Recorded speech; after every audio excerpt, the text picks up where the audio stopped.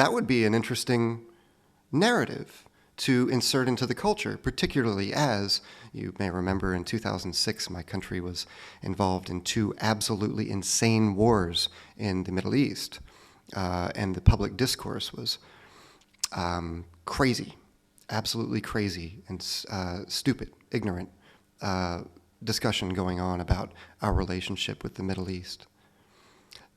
So what if there's been a continuous thread of Middle Eastern culture inside the United States for the past 100, 150 years? Americans would like to know about that, I thought. And I proceeded to try and learn that story as best I could and to learn to tell it. Well, I wound up publishing a 3 CD set of what I did learn. And you may notice that tonight, I am not in America telling this story. I am here, where people are much more interested. This whole story, it doesn't really fit into the narrative of America, the story that we tell ourselves of who we are. And there's something significant about that in that records are these memories, these very direct holdings of the sound of a particular person at a particular time in their life. And the vast majority of this music was literally cast off and disused, sometimes with seeming spite, sometimes with a disregard that seemed actually hostile. Because the American attitude toward immigration is very strange. But there's more to say about all that and the business of remembering. But before we do that, let's listen to a record. So this is one that I really liked and got attached to and went down this whole rabbit hole of trying to find out who is this person that I like so much. And it's a record that was literally cast off. When I began the project, the first thing I could think of to do was just ask everybody I knew, if you see any stuff like this, if you see any old 78 RPM records or you know where to find them that are in Turkish, Arabic, Greek, Armenian, let me know.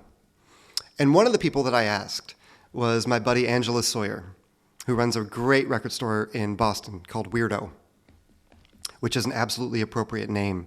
Angela actually opens up the CD cases at night and it folds out her bed into the middle of the shop and sleeps among all of these tens of thousands of recordings that she's accumulated. And I asked Angela, do you have anything like this? And she said, yeah, I think I do, actually. They've been living under my TV stand for a decade. Really? All right, well, let me see. And I look through them, and she says, is this what you want? I have no idea. Maybe. I got to hear them, looks right. Where did you get these? And so she told me that when she was in college, she had this roommate, really nice woman, just awfully sweet. Not the sharpest tool in the shed, but she made a habit of, whenever she saw records lying on the street to be taken away in the garbage, she would just very dutifully pick them up and carry them home and bring them to Angela. I got you some records. And it's like a moldy stack of Barbra Streisand records, I have nothing against Barbra Streisand. I'm just saying if you're a record collector, it's probably not what you're looking for. So it was this repeated process that was very much like your cat bringing you home like a desiccated mouse as a tribute. Here's this disgusting thing no one would ever possibly want to show you how much I think about you and love you. And Angela, being Angela, would say, oh, thank you. Oh, that's so sweet. And then she would throw them away, which is where they belonged in the first place, because they were junk. But Angela, also being a, crazy, compulsive collector type, whenever she saw something that was odd or interesting, she would set it aside. And in this case, a stack of about a dozen Armenian records made in New York City, about 1927, 28, got tucked away in the under the TV for a decade until I went asking. So we're lucky to have this one. The label of the record said it was by letter M, Dujan. So I didn't even know his first name. And it was driving me nuts. How can I, there's nothing, no information circulating about the guy. Who is he? So my first impulse was, I'm going to be like a real historian type. I'm going to be like a real researcher. And I'm going to contact every single person in America with the last name Dujan. And so 50 people got voicemail messages or emails or postcards from me saying, "Hi, I'm a music researcher in Maryland, and I'd like to know, is there any chance that you were related to an oud player in New York City in the late 20s? And not a single person wrote me back or called me back. And they probably thought I was a little bit crazy, which may not be that far from the truth. But in any case, eventually I found a directory, not a phone directory, sort of before phones were common, of Armenian men in the New York City area. And in that directory, there was a listing for a guy who I believe made this record, Mugardish Dujan, who it turns out was born May of 1896, emigrated in 1921, just about 6 years before this record was made, and lived in what's now Union City, New Jersey. Used to be West Hoboken is what it was called. And it was an enclave of Armenians that all kind of lived together there, just across the West River from the island of Manhattan. And I first played this record for a buddy of mine, a great musicologist named Leo Sarkisian, whose field of expertise is mostly African music, but he grew up in the Boston area in a trilingual household, speaking Armenian, Turkish, and English. And when the day that I met him and the day that I played him this record, Leo was 92 years old. And I put this record on, and he kind of starts like boogieing along with it. And he's sort of dancing, and he goes, "Oh, he's playing Naughty Girl." And I, what? And he translated the title for me, Hayakchig Charakchig, it's called, which is Armenian Girl, Naughty Girl. And Leo's wife was there at the time, too, Mary, who was also 92 years old. And Leo kind of leaned into her and said, "This should be your song." So anyway, this is M. Dujan, recorded in New York City for a little tiny independent label called Pharos that maybe we'll get to talk about a little bit later on. One of my favorites.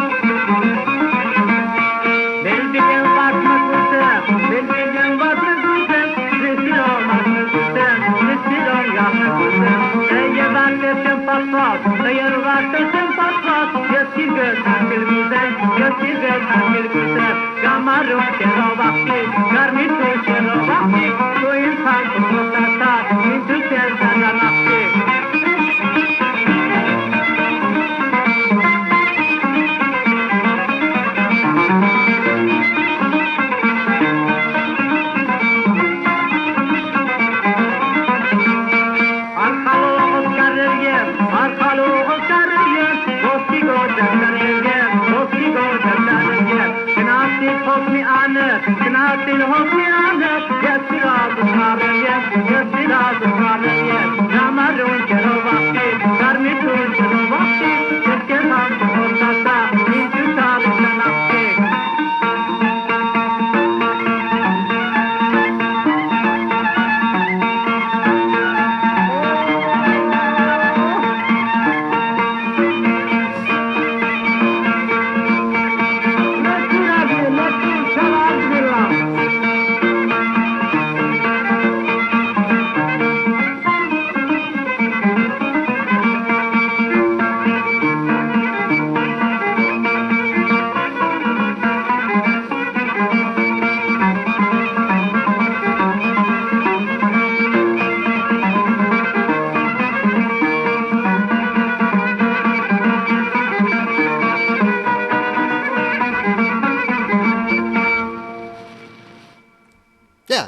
So, it's a rockin' little record I want my jockey to play, as Chuck Berry would say. And the lyrics, it turns out, I was able to find too.